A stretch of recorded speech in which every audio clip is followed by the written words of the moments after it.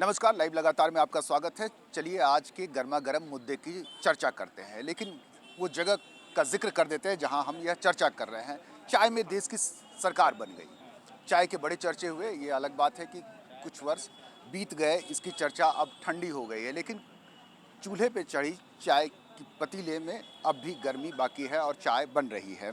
आज का गर्म मुद्दा है देश में हड़ताल। देश में पहली बार इतनी बड़ी हड़ताल हो रही है जिसमें एक तिहाई आबादी कह सकते हैं हड़ताल पर है। ये अलग बात है कि 10 ट्रेड यूनियन और छोटे बड़े संगठन समूह श्रमिक हड़ताल पर है और इस हड़ताल की वजह है देश में जो नीतिगत बदलाव किए गए हैं श्रम कानून में, श्रमिकों के कानून में, उस पर इस वक्त तमाम श्रमिक संगठन, ट्रेड यूनियन एकजुट है और एक साथ सड़कों पर निकल रहे हैं। सुनील जी से समझते हैं पहले कि इस हड़ताल से क्या कुछ बदलाव नज़र आने वाला है और क्या कुछ बदला जिसकी वजह से हड़ताल पर लोगों को आना पड़ा। देखिए, ये हड़ताल जो है ये बदलाव करवाने के लिए है, जो हमारे जनता के फेवर में बदलाव हो। लेकिन अभी जो सरकार है दिल्ली में, ये जो कोशिश कर रही है जनता के खिलाफ, ये किसान बिल हो, ये किसान विरोधी है। ये हमारा श्रम कानून है, वो श्रमिक विरोधी है। हमारे आर्थिक नीति जो है वो हमारे जनता का खिलाफ है। तो ये सारी इस बार का हड़ताल जो है ये हमारा कोई आर्थिक डिमांड नहीं है। ये हड़ताल हमारा देश को स्वतंत्रता के बाद देश को फेडरल स्ट्रक्चर जो है इसको बचाने का संघर्ष है, इसका सॉवरेनिटी को बचाने का संघर्ष है, इसको आर्थिक नीति को बचाने का सवाल है।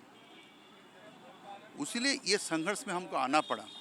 हमने गांधी जयंती के दिन में दिल्ली में तय किया, हमारे सब श्रमिक संगठन, जो हम 26/11 को हम देश भर में हड़ताल करेंगे और ये हमारा केंद्रीय सरकार की जो आर्थिक नीति है इसका खिलाफ हम संघर्ष करेंगे। क्या आर्थिक नीति है? अब रेल बेचने का सवाल है, तेल बेचने का सवाल है, एयरपोर्ट बेचने का सवाल है, एयर इंडिया बेचने का सवाल है। भाई बेचोगे क्यों? जो हमारा रेवेन्यू दे रहा, हमारा देश को चलने में मदद करती है, उसको हम क्यों बेचेंगे? हमने दवा उद्योग से जुड़े हुए हैं। हमारे जितने सरकारी कंपनी है, जो अगर मल्टीनेशनल कंपनी 11 रुपया में एक टैबलेट देती है, वो 3 रुपया में देती है, तो उसको बंद कर दिया गया। हमने विरोध करते हैं, हम संघर्ष करते रहते हैं। हम लोग उसको रिवाइव करो, लेकिन उसमें रिवाइव 26/11 को देश ने एक बड़ा आतंकी हमला भी झेला। 26/11 को लोग दूसरे अंदाज में मुंबई और संविधान दिवस भी है और यह सबसे बड़ा देश का हड़ताल भी है। देश का भविष्य कैसा होगा, उसकी तस्वीर कैसी नजर आ रही है? ये श्रमिक संगठनों को मजबूर होकर संविधान दिवस के अवसर पर अपनी संवैधानिक मूल्यों की रक्षा के लिए सड़कों पर आना पड़ा। आप देखेंगे कि जो भी श्रम कानूनों में लगातार संशोधन करके श्रमिकों को नुकसान पहुंचा रहे हैं, प्राइवेट से जितने भी पब्लिक सेक्टर्स के उद्योग हैं, जो मुनाफे के उद्योग हैं, उनको भी लगातार ये बेचने का काम कर रहे हैं। देखेंगे जो किसानों को लेकर जो कृषि विधेयक बिल लाए हैं, वो भी किसानों के फेवर में नहीं है। आप देखेंगे लगातार श्रमिक संगठनों को तो नुकसान पहुंचा रहे, आम जनता को भी नुकसान पहुंचा रहे, किसानों को, मजदूरों को, छात्रों को। आप देखेंगे आज एक नई बात भी हो रही है कि दिल्ली में जो किसान आंदोलन करने के आ रहे हैं, तो हमको लगता है पाकिस्तान बॉर्डर पर भी उतनी फोर्सेस नहीं होगी जितना हरियाणा और पंजाब को दिल्ली किसानों के आंदोलन को दबाने के लिए उन्होंने लगा कर रखा बॉर्डरों पर।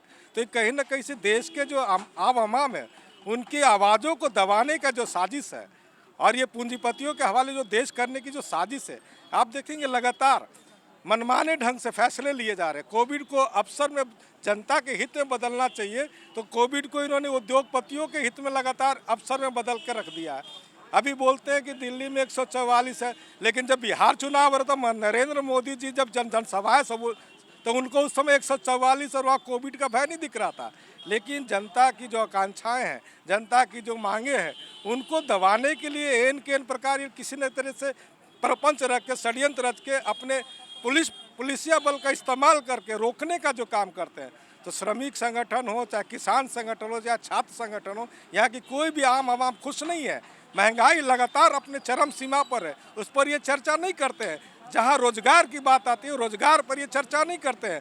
रोजगार की बात आएगी तो देश को पाकिस्तान की ओर मोड़ देते हैं। आर्थिक मुद्दे की जब बात आती है तो लव जिहाद का मुद्दे को ही छेड़ देते हैं। आज पूरे देश में श्रमिक का लगभग 40 करोड़ श्रमिक लोग हड़ताल पर है, लेकिन ये मुद्दा नहीं बनेगा। लव जिहाद के मुद्दे को उन्होंने और लव कानून बनाने पर ही ध्यान देता है। लोगों के हित में कानून बनाने के लिए आपको संसद में भेजा गया, आपको प्रचंड बहुमत किया है कि देश की अस्मिता की रक्षा कीजिए।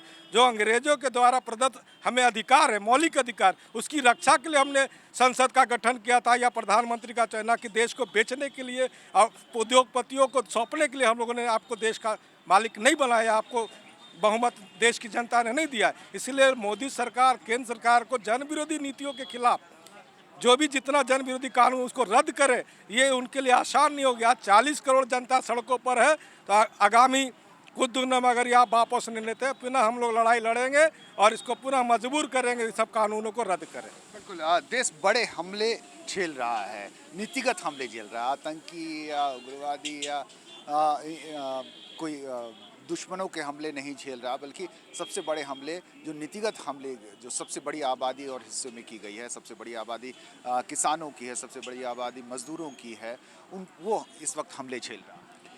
देखिए, फिर से लगता है कि एक आंदोलन की ज़रूरत है। फिर देश को बचाने के लिए हमारी भगत सिंह की ज़रूरत है, बिरसा मुंडा की ज़रूरत है, सिद्धू कानू की ज़रूरत है। जिस तरह से ये सरकार ने सारे संपत्ति देश के आज़ाद होने से पहले जिस परिस्थितियों में थी, उससे भी बेहतर, उससे भी ख़राब परिस्थितियों में ला दिए।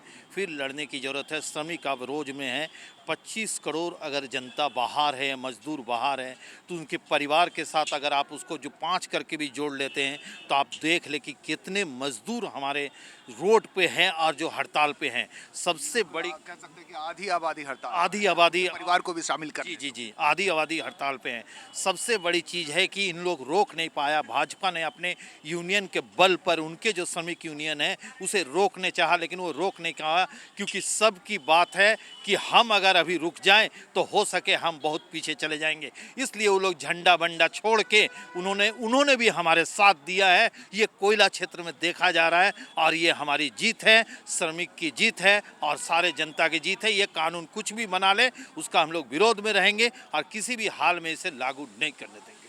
बहुत बहुत शुक्रिया। हम आज की गर्मा गर्म बहस की चर्चा कर रहे थे। ये अलग बात है कि बीजेपी की श्रमिक इकाई इस हड़ताल में शामिल नहीं है, लेकिन हड़ताल है, पूरा देश हड़ताल में है और देश की जो घाटे की इकाइयां हैं, घाटे की जो रेलवे या एयर इंडिया इस तरह की जो इकाइयां हैं, वो घाटे की इकाइयां बेचने की तैयारी है। तो घाटे की इकाइयां आखिर खरीदने के लिए तैयार होता कौन है? देखना है कि इस हड़ताल से कितना कुछ बदलने वाला है, क्योंकि देश के मजदूर और किसान सबसे बड़ा तबका हड़ताल पर हैं। आप देख रहे थे लगातार लाइव। दीजिए इजाज़त, नमस्कार।